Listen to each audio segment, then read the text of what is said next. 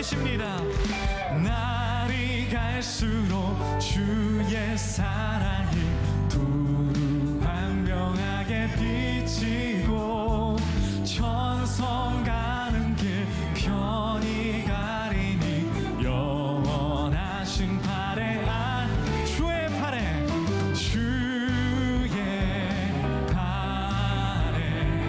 그 크신 팔에 안기세. 성경에선 그의 영원하신 팔이 우리 아래 있도다 말씀합니다. 영원하신 팔 3절입니다. 주의 보좌로 나아갈 때에 어떤 미소이 외치고 겁과 두려움 없어지리니 영원 할렐루야. 주의 팔에 그 크신 팔에 안기세. 주의 팔에 영원하신 팔. 여러분의 목소리로 주의 팔에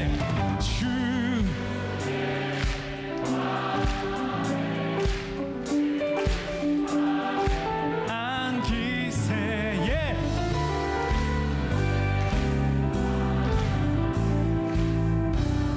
우리 더 높은 목소리로 고백할까요? 주의 팔에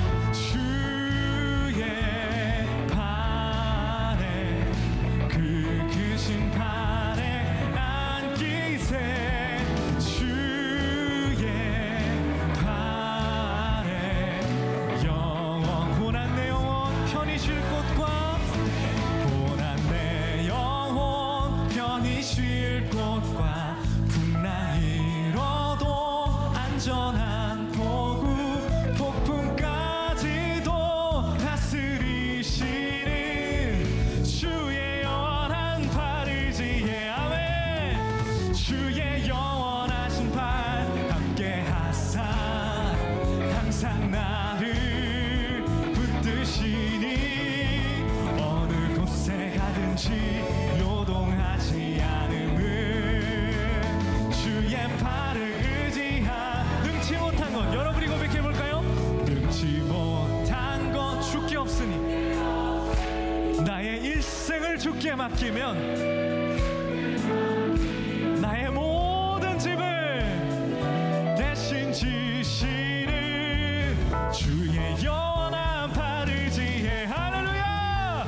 주의 영원하신 팔 함께 하사 항상 나를 붙드시니 어느 곳에 가든지 요동하지 않음은 주의 팔. 우리 믿음의 고백으로 다시 한번 마지막으로 주의 영원하신 팔 함께 하사 항상 나를 붙드시니 어느 곳에 가든지 요동하지 않음은 주의 팔을 의지하니. 할렐루야. 우리가 주님의 팔을 의지해서 울기를 원합니다. 아멘. 한 자리에 앉으시겠습니다. 우리 이렇게 좌우 양옆으로 인사하실까요? 주님 품에서는 울어도 괜찮습니다. 아멘. 우리가 왜 애통해야 할까요? 성경에서는 예수님께서 애통하는 자는 복이 있다고 말씀하시고 성경에서 올바른 애통을 보여줍니다. 믿음을 근거로 하는 애통. 시편의 고백이 항상 그렇습니다. 주님 언제까지 그렇게 하실 겁니까? 라고 하지만 그 뒤에서는 나는 오직 주의 사랑을 의지하오니 나는 주의 구원을 기뻐하리이다. 이렇게 끝이 나요. 제가 이 멘트를 3번째 하는 거거든요. 근데 왜 와닿지 않을까? 그런 고민이 드는 거예요. 왜 우리 삶에 애통함이 없을까? 예수님께서 십자가를 지고 가실 때 예루살렘에 많은 딸들이 쫓아오면서 예수님 어떡해요? 예수님 어떡해요? 하고 울었어요. 근데 예수님이 그들을 향해서 뭐라 그러셨냐면 예루살렘의 딸들아 나를 위하여 울지 말고 너 자신을 위해서 울어. 너 자식들을 위해서 울어. 그렇게 하고 예수님이 십자가를 마저 지고 가셨어요. 예수님의 관점에서 우리의 삶을 봐야 합니다. 예수님의 관점에서 우리의 삶을 볼 때 울어야 할 것들이 보여요. 내가 울어야 할 대상이 보여요. 하나님은 그렇게 여러분을 애통의 자리로 초대하시는 거예요. 십자가를 바라볼 때. 그래서 우리가 이 시간 예수만 바라보겠네, 주만 더 의지하겠네, 그 고백이 여러분의 고백이 되셨으면 좋겠어요. 할렐루야. 그래서 그리함으로 주님, 내 삶이 참 애통할 덩어리군요, 깨닫게 돼요. 주님 앞에 깊은 기도하시는 귀한 변화사 기간 되셨으면 좋겠습니다.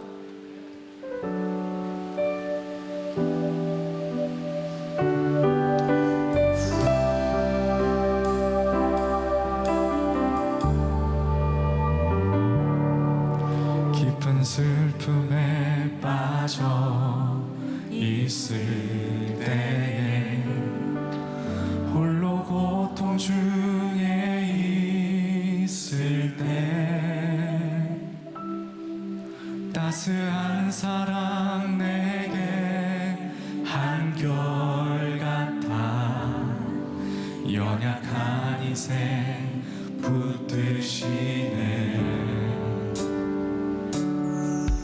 어두운 먹구름 속에 힘들 때에 신음조차 뱉지 못할 때, 상한 심령을 안고 주님께 안겨 우는 자에게 평안 주시네. 짙은 구름 찾아올 때 더 큰 은혜 넘치네. 애통 주 예루살렘의 딸들아, 내가 십자가를 지고 간다고 보면서 슬퍼하며 울지 말고 너의 자신의 인생을 위해 기도해라. 너의 자신의 인생을 위해 울어라. 주님이 말씀하십니다. 애통하는 자는 복이 있나니 하늘의 위로를 받을 것입니다. 하늘의 힘을 받을 것입니다. 날 향한 신실한 그 사랑, 예수의 관점에서 우리의 인생을 보고 애통하도록 주님 인도하여 주옵소서. 더 높은 목소리로 짙은 구름 찾아올 때 더 큰 은혜 넘치네. 애통 주 얼굴 구하며 주만 더 의지하겠네요. 깊은 슬픔 날 덮칠 때 주님의 관점에서 보며 나 스스로와 우리의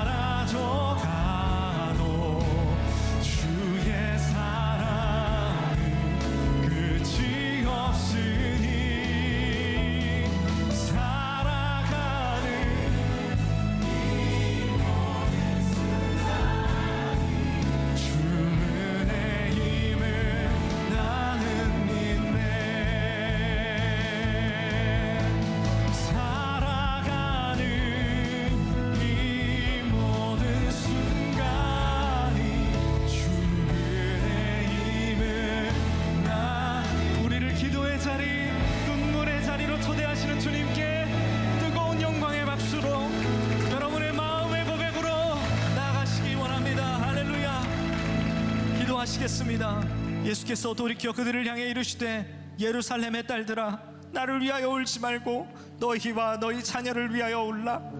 하나님, 애통한 이 시대를 살아가면서 애통한 줄 모르는 우리가 둔감한 자들임을 고백합니다. 하나님, 우리에게 울어야 할 제목들이 많습니다. 나의 마음이 주와 가깝지 않으며 나의 자녀들이 주와 가깝지 않으니 하나님 애통합니다.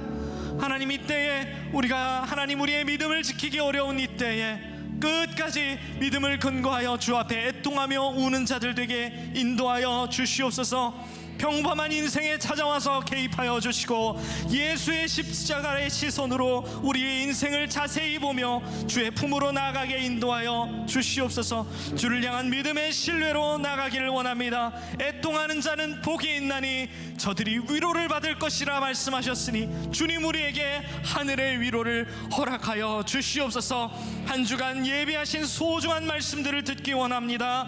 진리를 곱씹을 때 솟아나오는 희망을 보고 주를 노래하는 귀한 이 변화산의 기간 될 수 있도록 주 하나님 축복하여 주시옵소서. 우리와 함께 하실 줄 믿으며 눈물의 고백을 받으시는 예수 그리스도의 이름으로 기도합니다. 아멘.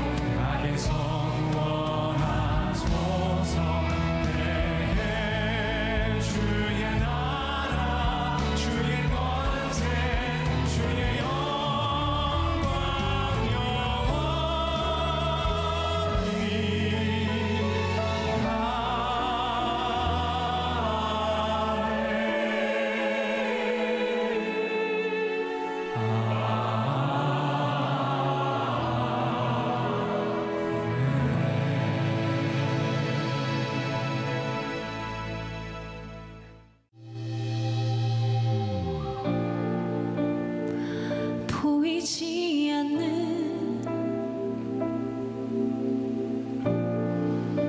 길을 걷는 듯이 막막한 세상을 홀로 버텨내고 있어. 들리지 않는 답을 찾는 듯이 지친 그 마음에 그저 울 수밖에 없던 내가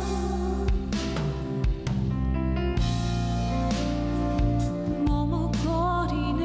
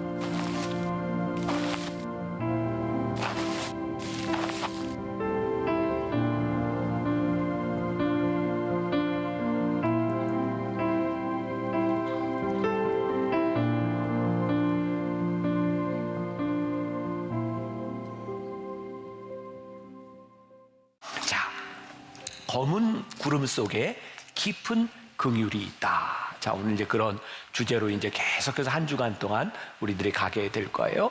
또 우리들의 애통함이 하나님 앞에 복이다. 이런 말씀을 우리들이 함께 나누게 될 텐데, 자, 성경 본문 말씀 봅니다. 아마 요 말씀들이 전체 7일 동안 주제의 성구가 될 겁니다. 먼저 예레미야 2장 1절 그리고 3장 22절과 23절 말씀 같이 보도록 하겠습니다. 자, 2장 1절 시작. 슬프다. 주께서 어찌 그리 진노하사 딸 시온을 구름으로 덮으셨는가.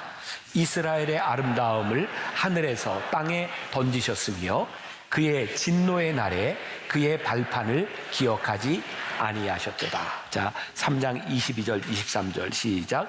여호와의 인자와 긍휼이 무궁하심으로 우리가 진멸되지 아니함이니이다. 이것들이 아침마다 새로우니 주의 성실하심이 크시도소이다. 아멘. 자, 이제 오늘 말씀 시작하면서 제가 한 글을 읽어드리려고 하는데, 제가 아마 한 5년, 6년 전쯤 제가 썼던 글인데, 이번 말씀을 준비하면서 이것도 제가 말로 하는 것보단 그때 제 마음으로 썼던 이 글을 그냥 그대로 읽으면 좋겠다. 제가 늘 하는 얘기죠. 제가 썼지만 좋아요. 그러니까 한번 잘 이제 들어보세요. 닉 부이치치의 아버지 보리스 부이치치는 완전하지 않아도 충분히 완벽한이라는 제목의 책에서 팔과 다리가 없이 태어난 아들을 처음 본 순간의 감정을 이렇게 쓰고 있습니다. 집으로 차를 몰고 오는 내내 거대한 슬픔의 파도가 계속 내 마음을 강하게 때렸다. 그 슬픔은 장애가 태어났다는 것 때문이 아니라 기대했던 아이가 태어나지 않았다는 사실에서 비롯된 감정이었다. 내 불신과 절망은 이내 활활 타오르는 분노로 발전했다. 하나님, 저희에게 왜 이러시나요? 도대체 왜요? 기대했던 일이 일어나지 않을 때 우리는 두려움과 공포 그리고 분노를 경험하게 됩니다. 두려움이 찾아오는 순간 우리는 하나님을 믿는다고 생각했던 우리의 모습이 너무나도 비참하게 느껴집니다. 이러한 순간 우리는 용기를 내요. 나를 향해 응답하실 주님을 기억하며 포기하지 않고 제대로 불평해야 합니다. 우리 주님을 가장 생생하게 만나는 곳은 바로 거친 파도의 한가운데이며, 주님을 가장 강렬하게 붙잡아야 하는 순간이 있다면 우리에게 엄습하고 있는 두려움 가운데일 것이기 때문입니다. 바로 옆에서 내니 두려워 말아라 하고 속삭이시는 주님이 있기 때문입니다. 오래전 보았던 국제시장이라는 영화의 마지막 장면에서 주인공 황정민이 했던 마지막 말이 있습니다. 아버지, 저 힘들었어요 라는 말이 패배자의 말이 아니라 인생을 치열하게 살아왔던 한 사람의 고백이었던 것처럼, 하나님 아버지, 나 참 많이 힘들었어요 라는 말이 두려움에 지쳐 떨어져 나간 약한 사람들의 이야기가 아니라 이 세상의 파도 속에서 열심히 살았던 흔적을 가진 신앙인의 고백이 되기를 말입니다. 어두움의 터널 그렇게 길지 않습니다. 두려움의 정체도 그렇게 길지 않습니다. 가장 큰 두려움은 내가 붙잡고 살아가는 주님에 대한 기대가 끝나는 것입니다. 주님의 선한 성품을 잊게 되는 것입니다. 그래서 경건한 불평조차 포기하고 애통하지 않고 조용히 절망하는 것입니다. 저는 오늘 여러분들과 함께 애통으로 나아가는 것이 우리 주님 앞에 얼마나 귀한 믿음인지를 여러분들과 함께 나누려고 합니다. 오늘부터 제가 나누는 이 말씀은 마크 브로갑의 짙은 구름 더 깊은 긍휼이라는 책에서 제가 그래서 변화산 기도의 제목도 그대로 따왔어요. 이 책이 주는 아주 귀한 통찰이 있어요. 우리 인생의 짙은 구름이 드리울 때 하나님의 긍휼로 가는 통로가 있는데, 그게 뭐냐면 애통함이에요. 이번 변화산 때는 제가 미리 말씀드리지만 여러분들 올 때 손수건 티슈 많이 가져오셔야 돼요. 많이 울 거예요. 이번 변화산에는 우리가 애통하며 우는 변화산이 되려고 그래요. 성경에 보면 시편과 이 예레미야 애가 이런 말씀에 하나님께 대한 애통에 대한 구절이 많이 나와 있어요. 사실 오늘처럼 이렇게 우리들이 본문으로 택하지 않으면 예레미야 애가 말씀은 우리들이 잘 다루지도 않고 사실 보기도 참 힘든 그런 말씀이기도 합니다. 그런데 이 말씀이 참 중요한 거예요. 우리는 왜 애통하는가? 이 애통이라고 하는 것은요, 우리들이 맞이하고 있는 냉혹한 현실, 우리들이 당하는 고통, 그리고 하나님의 주권 사이에서 우리들이 어찌할 수 없을 때 하나님께 나아가는 법을 가르쳐 주는 거예요. 우리들은 참 많은 고통과 악함들을 경험하는데 그게 이해가 되지 않아요. 하나님 선하시다면 왜 그런 일들이 일어날까요? 만일 우리가 하나님 앞에 나아가 애통하지 않는다면 우리들에게 찾아오는 분노, 원망, 그것이 우리들의 삶을 지배하고 끝날지 몰라요. 그런데 이 애통이라고 하는 것은 이 애통을 통하여 우리들의 슬픔을 하나님께 가져가는 거예요. 그래서 이 애통함은 우리들의 삶의 가장 신앙적인 행위, 우리의 믿음의 고백이 될 수 있는 거예요. 자, 여러분, 누가 화나는 사람이 있어요. 너무너무 화가 나는데 옆에서 화내지 마, 화내지 마. 그러면 어떨까요? 더 화나잖아요. 그죠? 사실 화가 날 때는 이 화를 잘 풀 수 있도록 알려줘야 돼요. 우리들의 인생에 고통과 고난과 분노와 애통이 찾아왔을 때는 울지 마세요 라고 하는 것이 아니라 어떻게 하나님 앞에서 이 문제를 풀어야 되는지를 우리들이 알려줘야 되는 거예요. 오늘 우리가 읽은 본문 말씀 예레미야 2장 1절에 보니까 짙은 구름이라는 표현이 나와 있어요. 이런 부분이죠. 주께서 어찌 그리 진노하사 딸 시온을 구름으로 덮으셨는가. 자, 이 상황, 예레미야 애가가 예언을 하는 이 상황이 어떤 상황인지 아세요? 이스라엘이 너무나 패역하고 하나님께 범죄해서 이제 바벨론에게 멸망당하는 상황이에요. 자, 그러면 선지자가 여러분 이제 하나님께 돌아오면 여러분들이 구원을 받을 수 있습니다 라는 소망을 얘기해 줘야 되는데 예레미야 애가는 그 소망을 이야기하지 못해요. 왜? 아예 소망이 없어요. 그래서 심지어는 뭐라고 이야기를 하냐면 너희들이 이렇게 구원해 달라고 하나님께 부르짖지 말고 오히려 바벨론의 느부갓네살 왕에게 너희들이 멸망당하고 그 땅에 가서 포로 생활하는 것이 너희에게 복이다라는 이야기를 하는 거예요. 나라와 민족을 잃어버리고 포로 생활을 해야 되는 그 시간이 오히려 너희들에게 복이니 그거 받아들여라. 그러니 그 사랑하는 딸 시온, 하나님께서 택하신 백성들에게 이게 어떤 상황이었어? 그래서 그것을 뭐라고 표현하고 있어요? 구름이 덮으셨는가? 이제 이스라엘 백성들은 하나님께서 그들의 죄를 용서하실 것이지만 그들은 바벨론 땅에 가서 70년 동안 그들의 아들과 그들의 손자 세대들까지 70년 그 고난의 시간들을 지나가야 되는 거예요. 그래서 애통한 거예요. 주여, 어찌 그리 진노하사 딸 시온을 구름으로 덮으셨습니까? 그러니까 오늘 이 말씀을 듣고 있는 우리 성도들 가운데 이 애통함이 있는 사람이 있을 거라고요. 끝나지 않는 것 같은 거예요. 이게 어떻게 해결될 수 없는 것 같은 거예요. 하나님께서 택하신 아들과 딸 우리들에게 왜 이런 구름으로 덮으십니까? 그런데 이 애통함이 누구 앞에서 기도하고 있는 거예요? 하나님 앞에서 기도하고 애통하고 있는 거죠. 자, 잘 기억하세요. 이 애통이라고 하는 이 단어는 크리스천들이 슬퍼하는 방식이에요. 그러니까 우리들이 다 슬퍼할 수 있지만 하나님을 알지 못하는 사람이 슬퍼하는 것과 우리 크리스천들이 슬퍼하는 방식이 달라야 된다는 거죠. 그래서 이 애통은 그냥 우는 것이 아니에요. 슬퍼하고 아파하는 사람들이 이 애통을 통하여 하나님께 인도함을 받게 되는 거예요. 자, 여러분들이 제가 하는 말에 장단을 잘 맞춰주셔야 돼요. 자, 긴장하고 들으세요. 애통하는 자는 복이 있나니. 애통이 찾아왔어요. 아이고, 애통하는 자는 복이 있나니 저가 하나님의 위로를 받을 것이며. 이 말씀이 그냥 이해가 됐어요. 애통하는 자가 복이 있는 이유가 뭐냐면 하나님의 위로를 받을 것이기 때문이구나. 애통은 자연스러운 게 아니에요. 의도적인 기도예요. 애통은 우리의 믿음의 고백이에요.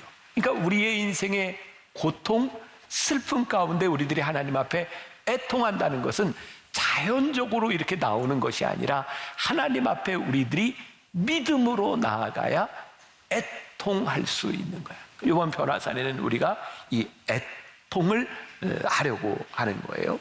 자, 아기가 처음 태어나면 응애 하고 울어요. 혹시 여러분들 다 아기 시절 지난 사람들이죠? 네, 여러분들에게 한번 물어볼게요. 혹시 아기로 태어날 때 뱃속에서 엄마한테 우는 방법 배우고 태어난 사람? 없죠? 우리도 그랬고 우리 애들도 태어날 때 보면 그냥 울어요. 근데 여러분, 아기가 태어날 때, 우리 이제 예배팀에서 저에게 준 자료인데, 아기가 태어날 때 응애 우는 것이 뭐냐면, 우리 애가 살아있구나, 건강하구나 라는 표식이라는 거예요. 그리고 아기가 태어나서 처음으로 응애 하고 우는 것은 세상에 태어나서 처음으로 폐로 호흡하고 있다는 증거라는 거예요.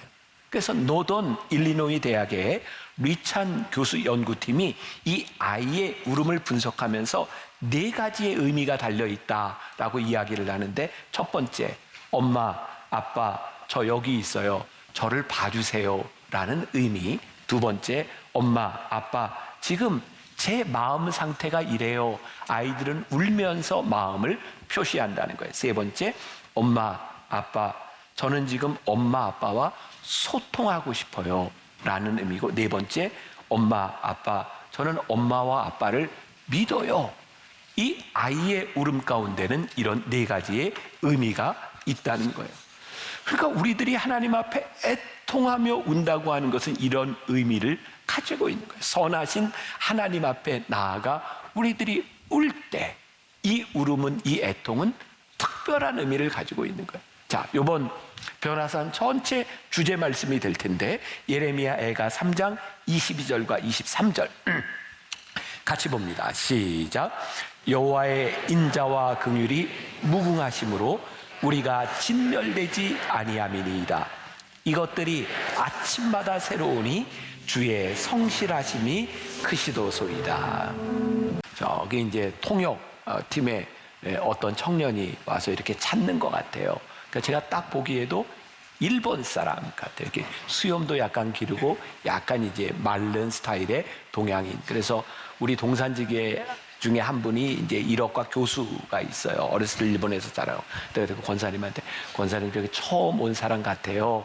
그리고 이제 소개를 해주고 저는 예배를 드리고 이렇게 마치고 나가는데 그 청년이 있더라고요. 그래서 제가 또 아는 일본 말이 또 있습니다. 하지메 마시테 뭐 처음 뵙겠습니다. 뭐 이제 이렇게 하고 인사를 했는데 헬로 하고 영어로 얘기를 하는 거예요. 보니까 미국에서 온 교포예요.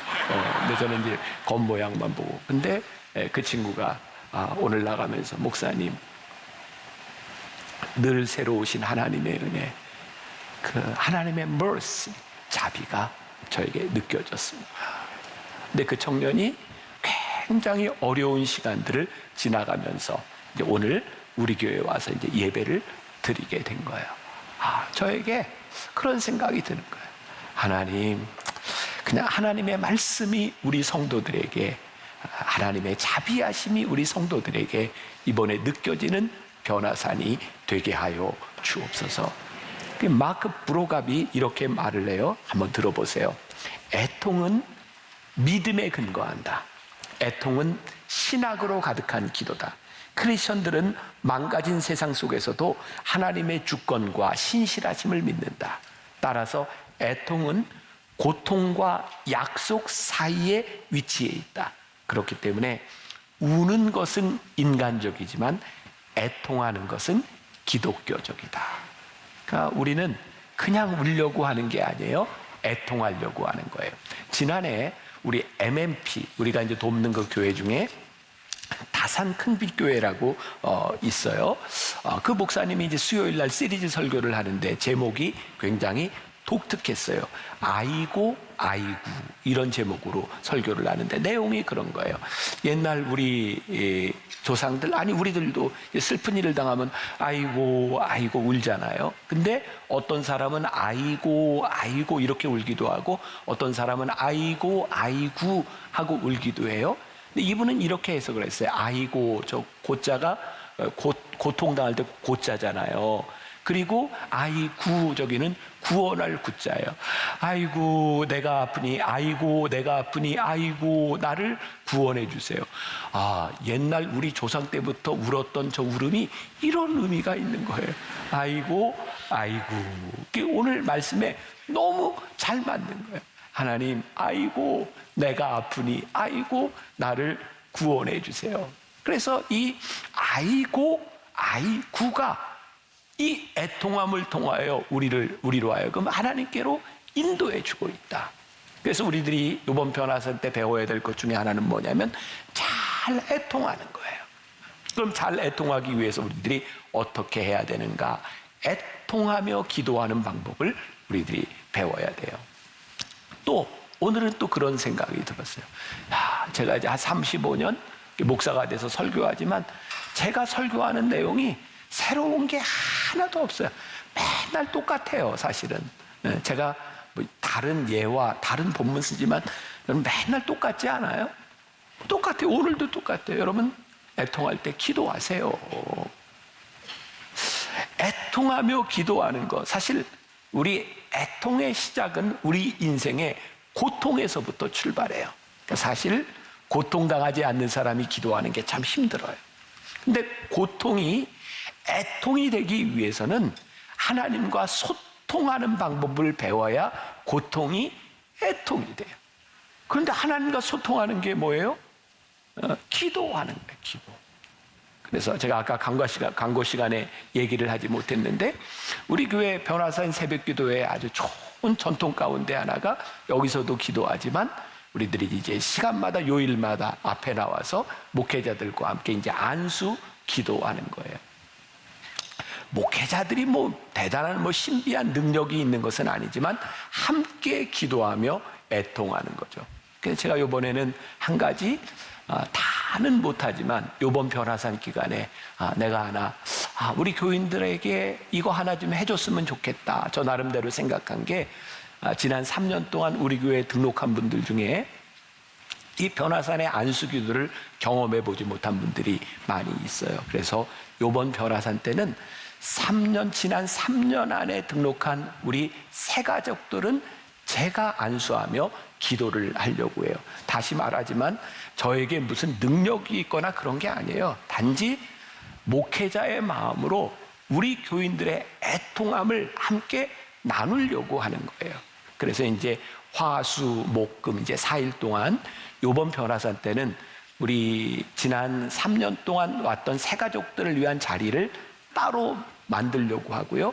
제가 매일 모든 분들을 안수를 하지 못하지만 그 새 가족들과 함께 애통하며 기도하려고 해요. 그래서 이제 한 가지 중요한 건 여러분들이 그 안내를 잘 따라 주셔야 되는 거고 또 하나 중요한 건 새 가족을 가장하고 거기 앉으면 안 돼요. 그러면 제가 다 감당할 수가 없어요. 그래서 여러분들이 이제 잘 따라 주셔서 자, 이게 목적이 뭐예요? 우리가 함께 애통하며 기도로 나아가는 거예요. 사실 우리의 신앙이 제가 뭐 설교 매주 이렇게 설교하지만 사실 다른 거 없어요. 간단한 거예요. 우리들이 하나님 앞에 애통하며 기도하며 나아가는 거예요. 시편 77편 1절과 2절 말씀 한번 봅시다. 같이 봅니다. 시작. 내가 내 음성으로 하나님께 부르짖으리니 내 음성으로 하나님께 부르짖으면 내게 귀를 기울이시리로다. 나의 환난 날에 내가 주를 찾았으며 밤에는 내 손을 들고 거두지 아니하였나니 내 영혼이 위로받기를 거절하였노라. 여기 시편에 보니까 시편은 특별히 애통과 한탄의 시들이 많이 있는데요. 자, 내가 내 음성으로 하나님께 부르짖으리니 지금 이게 무슨 얘기예요? 기도한다는 얘기예요. 왜 우리가 기도로 알 수 있는가? 하나님께서 내 기도에, 내 부르짖음에 귀를 기울이시리로다. 그래서 하나님께 부르짖고 있는 거예요. 자기의 고통 중에 하나님께 내 음성으로 부르짖으면 하나님께서 이 음성을 들으실 거야. 애통이 내 자신의 한탄에서 끝나는 것과 이 애통이 기도로 변하는 분기점이 어디 있는지 아세요? 한탄으로 끝나는 건 그냥 나 혼자 애통하고 끝나는 거예요. 그런데 이 애통함을 하나님이 들으신다는 믿음으로 우리들이 나아갈 때 이 애통이 기도가 되는 거예요. 그래서 이 애통함은, 이 애통의 기도는 믿음에서 출발하는 거예요. 하나님께서 우리의 기도를 들으신다는 믿음이 없다면 우리들이 진짜 애통하지 못할 거예요. 부로감은 또 그런 이야기를 해요. 내가 볼 때 많은 사람들이 애통하기를 두려워한다. 애통은 너무 노골적이고 위험하다고 생각하기 때문이다. 하지만 애통보다 훨씬 더 나쁜 것은 조용한 절망이다. 하나님께 아무런 말도 하지 않는 것이야말로 불신의 궁극적인 증거이다. 언제부터인가 우리들이 하나님께 애통도 안 해요. 우리가 하나님을 포기해버렸어요. 하나님이 들으실 것 같지 않아요. 어느 날부터인가 우리의 신앙의 애통함이 끝이 났다면 우리들이 하나님을 믿지 않고 있다는 증거예요. 우리가 이번 변화산에 제가 여러분들에게 손수건, 티슈 가지고 나와서 하나님 앞에 애통합시다 라고 하는 뭐냐면, 하나님 앞에 우리들이 어떠한 애통의 내용이 될지 모르지만 하나님 왜 구름으로 나를 덮으셔서 나로 하여금 이 짙은 어둠 가운데 있도록 하시는지 저 알지 못하겠지만 저 하나님 앞에 애통하며 기도합니다. 그 기도를 하나님이 들으실 것을 우리들이 믿으며 우리들의 애통함으로 나아가는, 우리가 기억해야 될 것이지, 애통한다고 즉시 답이 찾아오는 것이 아니에요. 누군가 그런 표현을 썼어요. 슬픔은 길들여지지 않는다. 슬픔은 절대로 우리의 인생 가운데서 익숙해지는 것이 아니에요. 이 슬픔이 끝나고 또 다른 슬픔을 만나면 그 또 다른 슬픔이 우리들에게 찾아와요. 이 슬픔의 상태가 해소되지 않으면 그 슬픔은 우리들에게 그대로 남아있어요. 그런데 애통은 어떤 공식이 아닌 거예요. 우리가 지금 애통했기 때문에 이 애통의 공식 속에 넣었으니 우리의 이 문제들이 다 해결된다. 애통은 그런 것이 아니에요. 우리들이 즉각적으로 응답을 얻는 것이 애통의 공식에 넣어서 답을 얻는 것이 아니라 애통함으로 우리들이 하나님께 우리의 믿음을 고백하고 우리의 신앙을 고백하고 이 애통의 시간들을 하나님과 함께 가는 거예요. 이스라엘 백성들이 70년 동안 바벨론에서 그들이 포로 생활을 할 때 하나님 왜 우리를 구름으로 덮으셨습니까?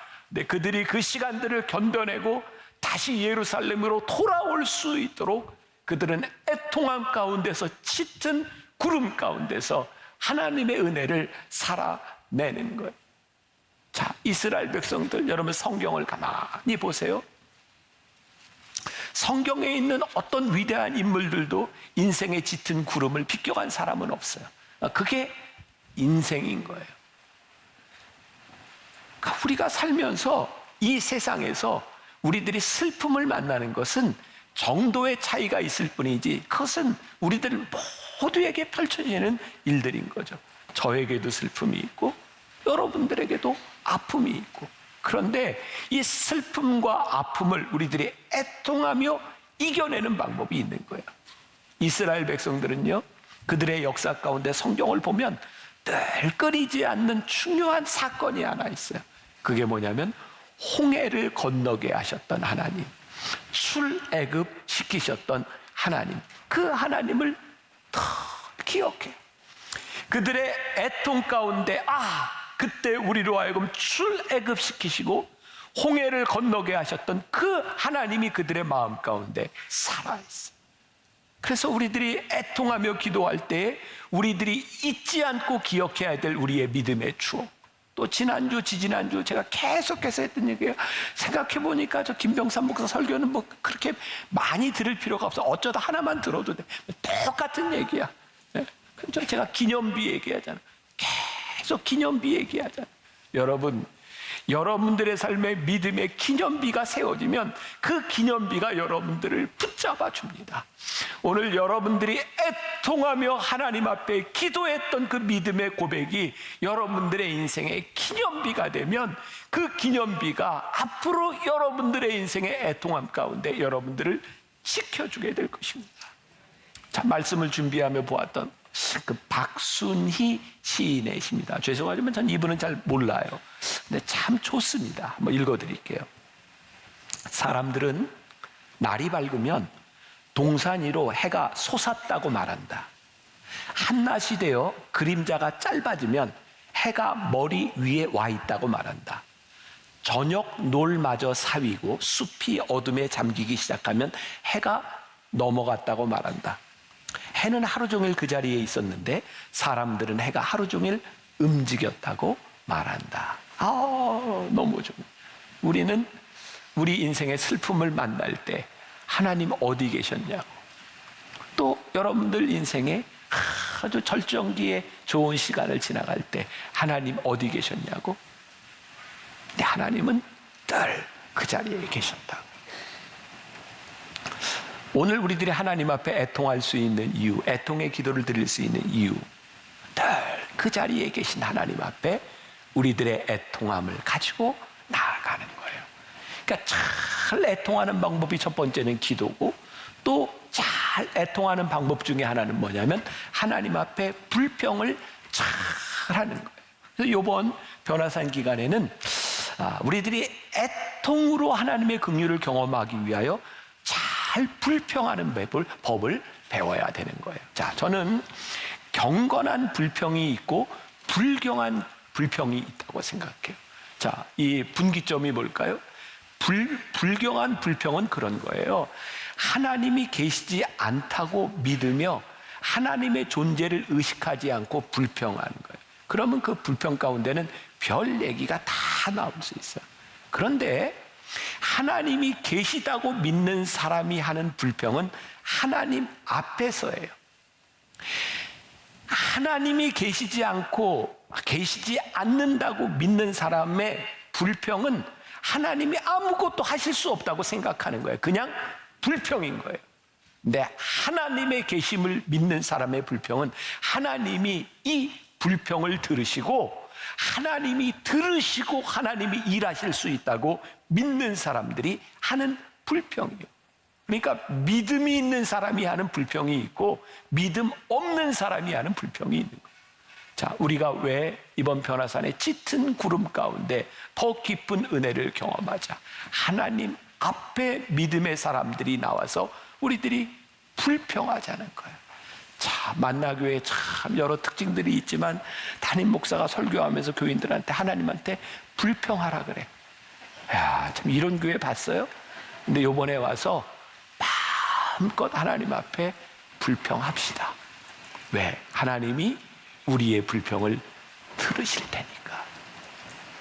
하나님이 그 불평을 들으시는 것으로 끝나는 것이 아니기 때문에, 우리가 하나님의 약속을 믿고 하나님의 선하심을 우리들이 믿기 때문에 우리들이 하나님 앞에 나와 불평할 수 있는 거예요. 이번 주간에는 저에게 하나님이 이제 그런 마음을 주시는 거죠. 자, 제가 저도 뭐 신앙생활 하는 사람이니까 가장 중요한 것 중에 하나가 하나님께서 우리들에게 말씀하시고 우리들에게 사인을 보내실 때 우리들이 얼마나 센서티브하게 그 하나님의 음성에 반응하느냐에 대한 부분이죠. 그래서 요 며칠 사이에 이제 그제는 제가 이제 위독하시다는 우리 원로 장로님 이제 소식을 듣고 제가 이제 임종을 앞두고 가서 이제 기도를 하게 됐어요. 근데 제 아내하고 둘이 가서 이제 기도를 하는데 기도를 하고 났는데 장로님이 안 돌아가실 것 같았어요. 저를 알아보고 대답도 하시고 표정도 너무 평안하고 나오는데 안 돌아가실 것 같아. 그래서 제 아내하고 둘이 임종기도 했는데 안 돌아가실 것 같아. 근데 바로 그 다음날 돌아가셨어요. 그러니까 우리가 경험하지만 갑자기 한 번 이렇게 돌아오는 때, 그리고 너무 감사한 게 그 장로님이 제 음성을 듣고 기도할 때 웃으면서 너무 기뻐하시는 게, 그때 이제 내가 담임 목사구나. 그리고 그 귀에 시편 23편 말씀을, 여호와는 나의 목자시니 내게 부족함이 없으리로다. 이제 그 말씀을 이렇게 들려드렸어요. 또 어제 그제 우리 교회 이제 10시 예배 때면 늘 이렇게 연주하고 봉사하는, 더블 베이스를 연주하는 우리 미경 자매가 암으로 오랫동안 이렇게 좀 투병을 하고 있어요. 다시 또 이제 치료를 받고 있는데, 제가 전화를 했더니 운전을 하는 것 같아요. 내가 너를 위해 기도해주고 싶은데 절대로 운전하다 눈 감지 마, 눈 뜨고 기도받아. 그리고 이제 제가 기도를 또 했어요. 오늘 아마 예배 시간에 있을 것 같긴 한데, 이미 이제 방송에 나왔으니까 우리 교회 이제 우리 김정화라고 하는 영화 배우 남편, 우리 이운성 전도사님, 아주 많은 유명한 찬양을 만든 그 이운성 전도사님이 뇌암 이렇게 이제 판정을 받았어요. 그래서 이제 그 시간들을 이제 지나가야 돼요. 근데 그런 일들이 요 며칠 사이에 쭉 이렇게 반복이 되면서 하나님께서 저에게 주시는 마음이에요. 이번 변화사는 우리 성도들과 함께 네가 애통하며 기도해야 되는 때다. 그리고 하나님께서 제 마음에 주시는 마음이, 이번 변화사는 우리 성도들이 다 정도는 다르지만 하나님 앞에 기꺼이 나와 애통하고, 짙은 구름 속에 그 어두움이 깊을수록 우리들에게 더 큰 은혜를 주시는 하나님을 경험할 수 있는 시간을 우리들에게 허락해 주셨다. 저에게 요즘 많이 이렇게 다가오는 단어 가운데 하나가 믿음의 야성이에요. 야성. 언제부터인가 우리들에게 애통함이 생겨도 울지 않고, 우리 인생에 고통이 생겨도 하나님께 나아가지 않고, 우리들 혼자 무관심하게 우리들 혼자 안고 있다 쓰러졌던 우리의 신앙들이 다시 믿음의 야성을 가지고 변화산에 올라와서 하나님 앞에 애통하며 기도하고, 하나님 앞에 믿음으로 불평하고, 우리 가운데 역사하실 하나님, 그 하나님을 우리들이 간증할 수 있는 변화산이 될 수 있으면 참 좋겠다.